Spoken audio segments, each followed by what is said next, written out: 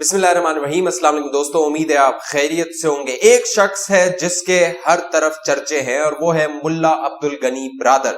मुल्ला Abdul Ghani brother जो कि एक वक्त में आईएसआई की तहवील में रहे, तकरीबन उन्होंने 8 साल खुफिया एजेंसी पाकिस्तान की जो है उनकी तहवील में गुजारे और उसके बाद उन्हें रिहा किया गया और अब खबरें ये हैं कि वो अफगानिस्तान के सदर हो सकते हैं। आखिर ये मुल्ला अब्दुल गनी ब्रादर हैं कौन? अफगानिस्तान में तालिबान का उनसे क्या ताल्लुक रहा और वो आईएसआई की कैद में क्या करते रहे? अहम तफसीलात आप दोस्तों को बताऊंगा इस वीडियो में। जो दोस्त पहली बार हमारे चैनल पे हैं वो चैनल को सब्सक्राइब करके बेल आइकन का बटन लाजमी क्लिक कर लीजिए। दोस्तों, मामला है फरवरी 2010 का, जब मुल्ला अब्दुल गनी ब्रादर को पाकिस्तान के कराची शहर जो है वहां से गिरफ्तार किया गया और ये ज्वाइंट ऑपरेशन था आईएसआई, पाकिस्तान की खुफिया एजेंसी और सीआईए का। इस ऑपरेशन के बाद मुल्ला अब्दुल गनी ब्रादर तहवील में आ गए पाकिस्तान की खुफिया एजेंसी की और वो तकरीबन 8 साल तक पाकिस्तान की आईएसआई और दूसरी खुफिया एजेंसीज हैं उनकी तहवील में रहे। अमेरिका का पाकिस्तान से शिकवा था कि मुल्ला अब्दुल गनी ब्रादर क्वेटा शूरा, जो तालिबान की क्वेटा शूरा है, उसका वो हिस्सा है और वो पाकिस्तान में मौजूद है, लिहाजा उनके खिलाफ कार्रवाई की जाए। और फिर पाकिस्तान ने 2010 में कार्रवाई की और उन्हें तहवील में ले लिया। अमेरिका बहुत मुतालबा करता रहा कि उन्हें उनके हवाले कर दिया जाए, लेकिन पाकिस्तान ने उन्हें उनके हवाले नहीं किया। मुल्ला अब्दुल गनी ब्रादर के बारे में कहा जाता है कि ये सेकंड इन कमांड है। मुल्ला उमर आज जिंदा होते तो उनके बाद जो दूसरे नंबर पर तालिबान के रहनुमा होते वो मुल्ला अब्दुल गनी ब्रादर हैं और उन्हें ब्रादर का जो लक़ब है, ब्रादर का तखल्लुस है, जो वो अपने नाम के साथ ब्रादर लगाते हैं, वो मुल्ला उमर ने ही उन्हें दिया था। मुल्ला अब्दुल गनी ब्रादर के बारे में कहा जाता है कि तालिबान का जो माइंड है, मिलिट्री माइंड है, वो मुल्ला अब्दुल गनी ब्रादर थे। उन्हें आर्मी चीफ कहा जाता था तालिबान के, जब तालिबान बरसरे पैकार थे और जब तालिबान की हुकूमत आई थी अफगानिस्तान में तो वो मिलिट्री कमांडर थे तालिबान के, मुल्ला अब्दुल गनी ब्रादर। लेकिन अमेरिका ने कहा पाकिस्तान को, पाकिस्तान की एजेंसीज को, मुल्ला अब्दुल गनी ब्रादर को रिहा किया जाए और अक्टूबर 2018 में मुल्ला अब्दुल गनी ब्रादर को पाकिस्तान की एजेंसीज ने अपनी तहवील से रिहा कर दिया और वो अपने अहले खाना के साथ मिल गए, जाके उन्होंने मुलाकात की और उसके बाद अमेरिका के साथ उनके मुज़ाकरात शुरू हुए कतर में। जब कतर में 2018 में जो मुज़ाकरात थे वो शुरू हुए तो तालिबान की अपनी शराइत थी, मुल्ला अब्दुल गनी ब्रादर की अपनी शराइत थी और अमेरिका की अपनी शराइत थी। ये तमाम मामलात फिर आगे जाके तय हुए, एक एग्रीमेंट हुआ और जिसके बाद ये तय हुआ कि अमेरिका की जो फोर्सेस हैं वो अफगानिस्तान से निकल जाएंगी, बाहर निकल जाएंगी और फिर एक अफगान जो लोग हैं, अफगान अवाम है, वो अपना नुमाइंदा मुंतखब करेंगे और वहां पर एक हुकूमत बनाई जाएगी। अब मामला यह है कि मुल्ला अब्दुल गनी ब्रादर पूरी दुनिया में ये शख्स है जिसका नाम लिया जा रहा है, जिसके बारे में सर्च किया जा रहा है, तहकीक की जा रही है कि आखिर ये कौन शख्स है जिसने तालिबान को अब काबुल में हुकूमत कायम करवा दी है। तालिबान जो मुल्ला अब्दुल गनी ब्रादर है उनकी बहुत कदर करते हैं क्योंकि सियासी तौर पे जो उन्हें फतह हासिल हुई है उसके पीछे मुल्ला अब्दुल गनी ब्रादर का हाथ है। साथ साथ ये भी कहा जाता है कि मुल्ला अब्दुल गनी ब्रादर ने जो 8 साल पाकिस्तान की खुफिया एजेंसी की तहवील में गुजारे, उस दौरान वो पाकिस्तान की मुबैना तौर पे एजेंसीज के साथ काम करते रहे थे, तालिबान को मजबूत करते रहे थे। अमेरिका के जो सरबराहान थे मिलिट्री, वो ये पाकिस्तान से शिकवा करते रहे थे, लेकिन बिला आखिर वो शख्स जो मोस्ट वांटेड था अमेरिका को, सीआईए को, उसी से अमेरिका को मुज़ाकरात करने पड़े और अब तकरीबन 20 साल के बाद वो अफगानिस्तान लौट आया है, अफगानिस्तान उसकी वापसी हो गई है। जब 2001 में अफगानिस्तान पर अमेरिकन अफवाज ने हमला किया था तो मुल्ला अब्दुल गनी ब्रादर के बारे में ये कहा जाता है कि उन्होंने अफगानिस्तान छोड़ दिया था, वो अफगानिस्तान से निकल गए थे।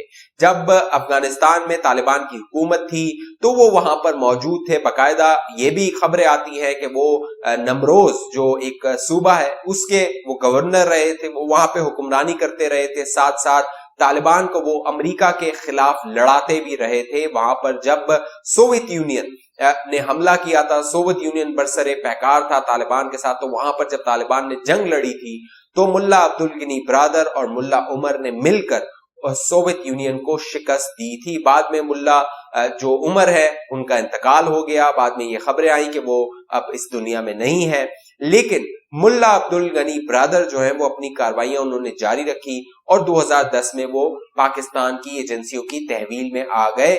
اب ملا عبد الغنی برادر نے یہ بہت بڑی کامیابی دلائی ہے.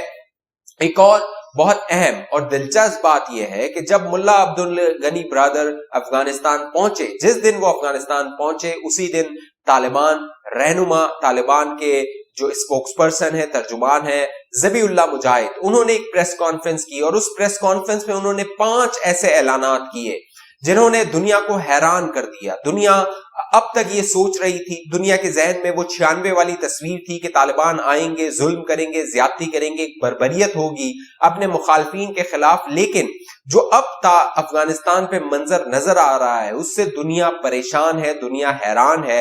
اور اسی لیے اب دنیا کی جانب سے شرائط رکھی جا رہی ہیں کہ اگر طالبان پرامن رہتے ہیں، طالبان خواتین کے حقوق، بچوں کے حقوق پر زد نہیں لگاتے ہیں، ان کے حقوق پر سمجھوتا نہیں کرتے ہیں، انہیں حقوق سے محروم نہیں کرتے ہیں، تو شاید دنیا کے کئی ممالک ان کی حکومت کو تسلیم کر لے.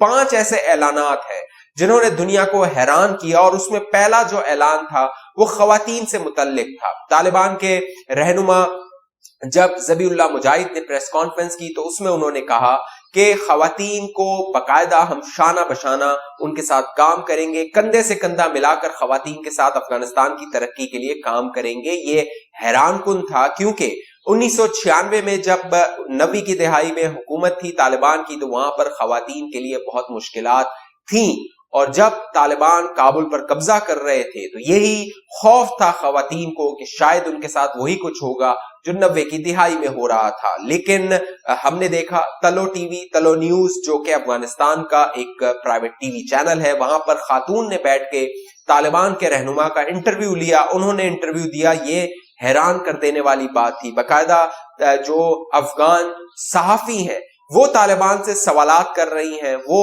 فیلڈ میں جا کے باہر جا کے رپورٹنگ کر رہی ہیں. یہ بھی ایک دنیا کو حیران کرنے والی بات تھی کہ یہ معاملہ ایسے کیسے ہو گیا.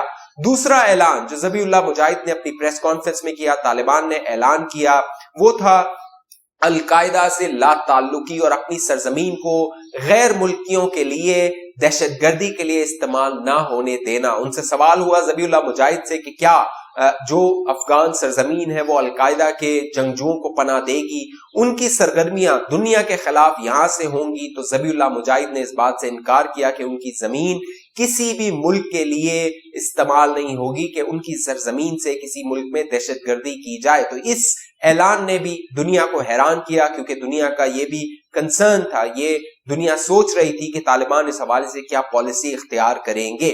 تیسرا اعلان اور انتہائی اہم اعلان، کیونکہ افغانستان جو تقریباً 20 سال تک جنگ کی زد میں رہا، وہاں پر منشیات کا کاروبار عروج پر تھا. بہت سے وار لارڈز نے وہاں پر منشیات کا کاروبار کر کے پیسہ بنایا، مال بنایا، اور جو افغان نوجوان تھے انہیں منشیات کی لت لگ گئی تھی. اس حوالے سے بھی ذبی اللہ مجاہد نے، طالبان نے اپنا پالیسی بیان دیا کہ اب منشیات کا کلی طور پہ افغانستان سے خاتمہ کر دیا جائے گا. یہ اعلان بھی بڑا حیران کن تھا دنیا کے لیے، اور دنیا اب توقع کر رہی ہے کہ طالبان اس پر عمل بھی کریں گے. ساتھ ساتھ ذبی اللہ مجاہد نے چوتھا اعلان یہ کیا جس پر دنیا حیران ہے. ذبی اللہ مجاہد نے کہا، ذبی اللہ مجاہد وہ شخص ہیں جو کبھی بھی اپنی تصویر سامنے نہیں لاتے تھے. اب تک بہت سے رپورٹرز نے ان کو نہیں دیکھا تھا جو ان سے رابطے میں تھے. ذبی اللہ مجاہد باقاعدہ کیمروں کے سامنے آئے.